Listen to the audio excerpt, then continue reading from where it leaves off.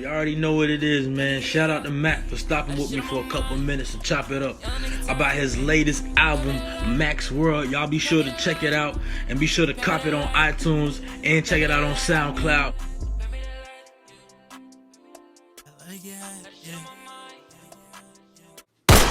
Just don't let me see you shoot no dogs. Roundtable Radio.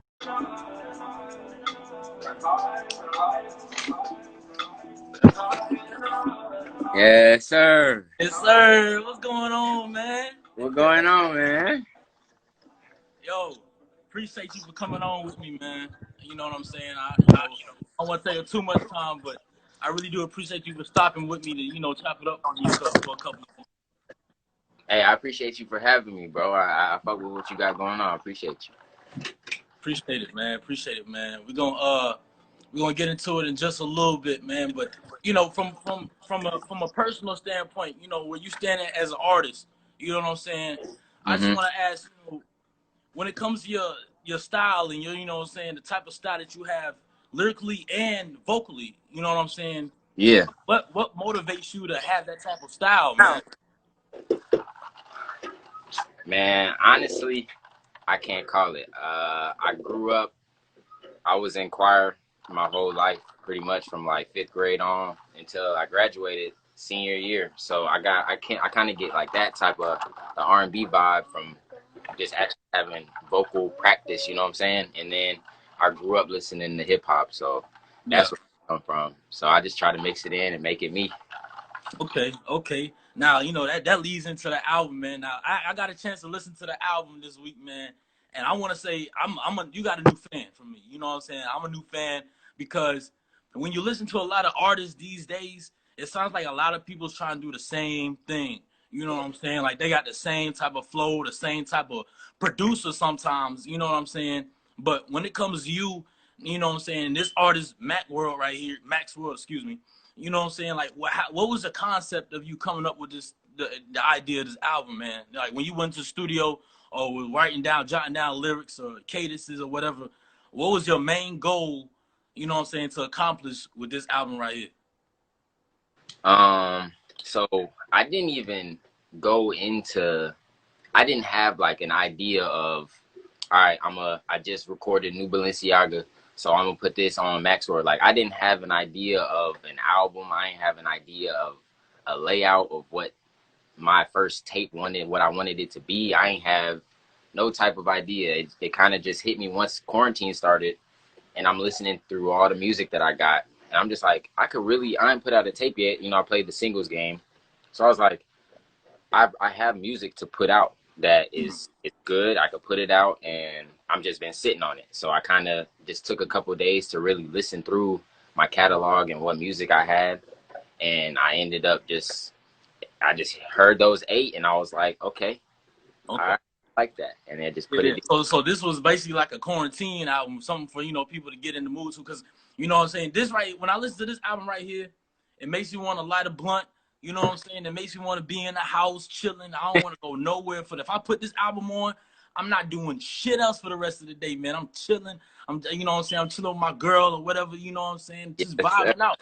And I feel like when like you said, when quarantine happened, and matter of fact, this was a good thing that just happened. So, because I think like this was a perfect time to put this album out. Why? Because everybody's in the house. Everybody really ain't got shit to do. So, you know what I'm saying? You put this album on, you're able to vibe to it. And you know what I'm saying? I got to say, my favorite song on the album is Selfish. You know what I mean? Why? Because, and I'm not going to lie, it reminds me a lot of The Dream, right? The cadence of the beat, the beat itself, it reminds me of that Dream. Shawty is a 10. I get a nigga down bad. I get a nigga cut off fast. Beat it with a body like hourglass. Yeah, shake it off me. Shawty right there, shit. You know what I'm saying? I don't know who else going to agree me on that. But if you go back and listen to it, listen to that song and listen to the Dream song that Shawty is a 10, it's right there with it, man. You know what I'm saying? So was that like a coincidence, or that just, you know what I'm saying? Like, how'd that song go about, man? So Selfish was probably one of my favorite songs that I made on the album. It was my boy Brandon made the beat on that. He crazy producer. So you hear the 808s, he just got it thumping in the studio. So we just in there, and you know when the producer cooking up a beat, everybody just kind of doing their own thing while the producer. So we just let Brandon create. That's what I tell Brandon every time I'm with Brandon, just create, bro. So Brandon just cooking up a beat, and then my boy Wix, he laid down a verse like 5 minutes before he had to leave. So Wix just laid down his verse, and then I'm like, oh, that's going. Okay. And then Wix, you know, he had to leave from the studio. I just sat down and ran into the money on himself. It just came to me. Like I ain't really write it down or think about it too much. It just kind of came. It just naturally came to you, Mm-hmm. you know. And that's pretty cool because, you know, I'm in the studio with a lot of people these days, you know what I'm saying? And I'm not gonna put anybody out there, but some artists these days, you know, they always, you know, I don't want to say is original, not original with their stuff, but a lot of artists out here, like I said, and I'm gonna go back to what I was saying before. Like I said, it's always piggybacking off the same song. You know what I'm saying? Like if you go listen to a cat's album, you know, the intro will be nice and you'd be like, okay, this is cool. But then the second song, you get the second song, it's like it's bouncing back off the intro, right? So it's like, Yeah. okay, no, that's the second song, so we're gonna keep it cool, right? But when you get to that third or fourth song, you like, I done heard this song about like 3-4 times already, man, you know, and you toss the album out.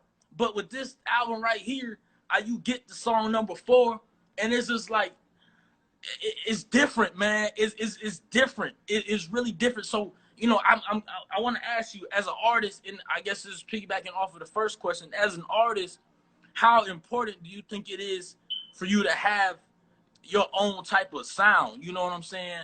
Like, how important do you think it is to actually want to venture off into, because I feel like if you don't have that same sound, if you have that same sound, you're really blending in. You know what I'm saying? You're not really standing out with nobody. You feel me? Yep. So how important do you think it is for you to be able to stand out, especially in today's rap game? It's everything, man. If you just trying to fit in with everybody, you're not going far with anything that you got going on.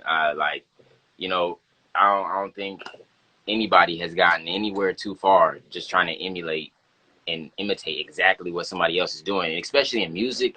Like Gunna has his sound, so Yeah. if you got 15 other people trying to rap like Gunna, it's like, oh, that song's cool, but it sounds like Gunna, so I'll just listen to Gunna. Right. Instead, you know what I'm saying? Yeah. You got to come with your own unique sound and your own way of, like, your own cadences and everything. And being your own artist is everything. It's huge. It's everything. Right.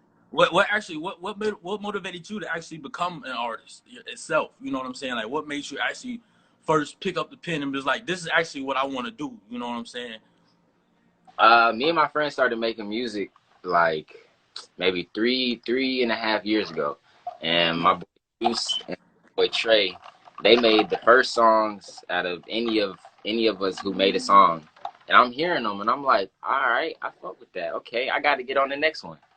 So my first verse, I think it's a track called In That, and it was the first verse ever laying down on a mic, ever being in the studio. I laid down the verse and everybody was like, hey Mac, you sound good, bro. I like your voice, or da da da da da. So I'm like, okay. So I make another one, and then that song ends up going crazy on SoundCloud, like over 1,000 likes. How'd you feel about that? How'd you feel about that? You know what I'm saying? Because, you know, sometimes when you put your first song out, you know what I'm saying, you think it's cool, but then, you know, that first song reaction is kind of shaky at first. Yep. You know what I'm saying? Yep. You gotta be on your shit to actually have that first song popping like that. I remember when I put my first song out, it was trash. You feel me? I ain't gonna even lie to you. It was straight trash. You feel me? But I kept going. That actually motivated me to keep going. So how did you feel when you actually got that nice ass reaction back from that first song? I didn't let it affect me too much. I knew that it's still a long road. Like I could impact my city and still not be known 10 miles down the road. You know what I'm saying? So I know that it's all a process. So if I could have folks that are around me supporting me in my city, then I know I could branch out and keep doing that. So still keep that mindset to today. I don't think I'm anything today. Like I have folks compliment me today on my stuff. Even you, I'm still, my mind, I still have so much farther to go. So that's kind of what keeps me going, is just I got to keep going. Like, Okay. got to keep Okay. Do you think, like, if you didn't have as many people supporting you today, do you think your music wouldn't be as good? Because sometimes, and sometimes I like to realize sports, I like to put sports next to rap, you know what I'm saying? And I going. take somebody like LeBron, you know what I mean? And I'm gonna put you in the LeBron category when I'm talking about music because it's so versatile, you feel me? A lot of people ain't really cool with LeBron, a lot of people, so but he's at the top, you know what I'm saying? He's at the top of his shit. He knows his game. But at the same time, and we all know NBA really just started, but we're still in quarantine a little bit. He just made a recent comment saying he wasn't able to really be at his best in his last game because there were no fans. You know what I'm saying? So do you think you wouldn't be at your best if you didn't have as many people supporting you? Or do you think that'll be something to really set fire on you so you could be at your best? Man, that's a great question. Honestly, I make music because I love to make music. Like, I'm honestly passionate about music, and the way that I feel when I lay something down that I connect with, I could honestly, I could care less if you like it or if my mom like it, because I like it. I know I'm doing it for me. At the end of the day, all stuff is for me. So like, I gotta stay true to myself. I have to be content with what I got going on before I could even pay attention to who's interested in me or who's not interested. Right. Trying to find. That's why I try to find. Important, man. If I'm content with myself, I could care if I got 6 likes on a post. You know what I'm saying? Because I know that I'm still cool. Like, you know. Okay. Now I wanna ask you a question, man. Now you're single, right? Man in the Middle. You know what I'm saying? Was that on the album? Because I was on SoundCloud listening to it the other day. You feel me? I haven't copied it yet. You know what I'm saying? Believe me, I am gonna copy it. You know what I'm saying? Is that just a single, or was that like on the actual album, man? Because I'm not seeing it, man. And honestly, I got a little upset that it was on the album because I feel like it should have been on the album. But who am I to say that, yo? You know what I mean? Who am I to say that? But I'm just saying it's a dope ass song, yo. It's a dope ass song. So like, why not put that on the album? Did you just want to make that a single, or like, what was the process with that song right there? Man, same gist of that song. My boy Monty, my boy Wix, we was just in the stew, and that beat my boy Tyler made. Tyler Nigro, crazy producer, and these are all producers that I've known since high school. You know what I'm saying? Like, we all have grown in this joint together. So, man, that song, I still get just like you said it today, bro. That song is over a year and a half old. You know what I'm saying? And with Max World, I think only one song I put on there had been recently released. So I was trying to give people music that they never heard from me. So that What was that? I don't know the name of it, but it's like it come out in the night or something like that. I don't want to mess this interview up by saying the wrong thing. Can't Hide, right? That's what it. I made Can't Hide maybe a week and a half before I dropped the tape. That was probably the last song that I made that made the tape. Because usually I sit on music. That's like my downfall. I sit on music for like 6 to 7 months, and then if I still like the song after 7 months, then I know I got a good song. But if I'm not after the first 15 times I listen to it, I'm like, all right, that's just some I just got it in the archive. But yeah, like Me was the track 7. That was the only track that I had put out. I tried to give new music and just a whole collection of vibes. That was it. Okay. But Man in the Middle is for real. That was a song that really put me like in the mind, like, okay, we can do this, like, or I can do this, like, and the people I'm with, we can all do this. That was when it really clicked. Now, are there gonna be any visuals soon with this album? You know what I'm saying? Because I know you had the one video that we shared yesterday on Music Video Friday, but are there gonna be any visuals coming soon with the songs or the album, or is the album just finished, or what are some of the visuals looking like? So I got a couple visuals coming. I got actually 4. So I'm doing a visual to Pass the Light, Have Some Fun. Can't Hide is on the works right now. Can't Hide video is going crazy right now. I'm not even gonna hold you. That's probably out here in the next couple of weeks, and then I'm shooting a focus. So I'm trying to pick. I picked 2 songs from each side of the tape. So I got, you know, the 2 slower vibes with Can't Hide and Focus, and then the Past the Light, that's the intro. So, you know, that's just smoking. Gonna be hella Yeah, smoking. nah, that one right there, yo. I was listening to that this morning, man. That's something you can vibe to for real, man. And it's crazy though because it's the intro.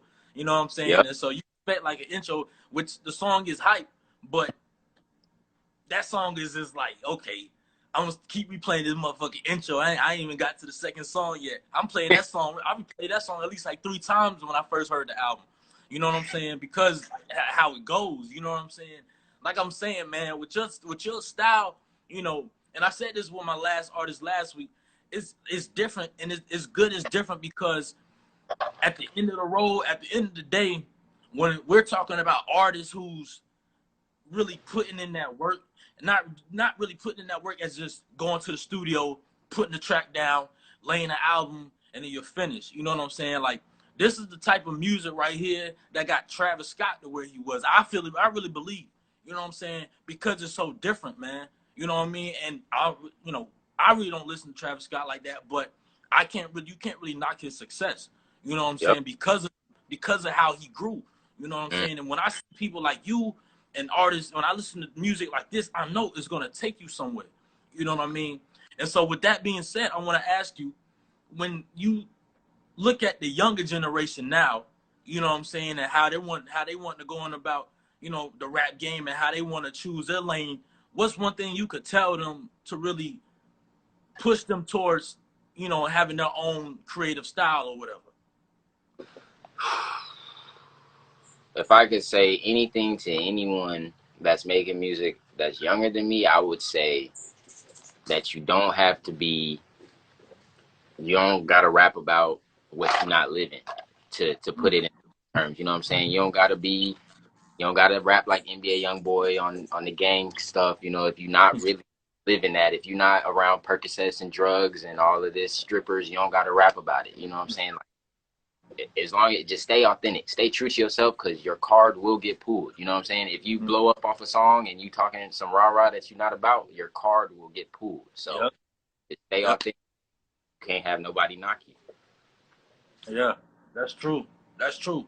So one thing I gotta ask you, man. So I'm gonna back up a little minute because I never asked you where you're from. You never podcast page. My fault.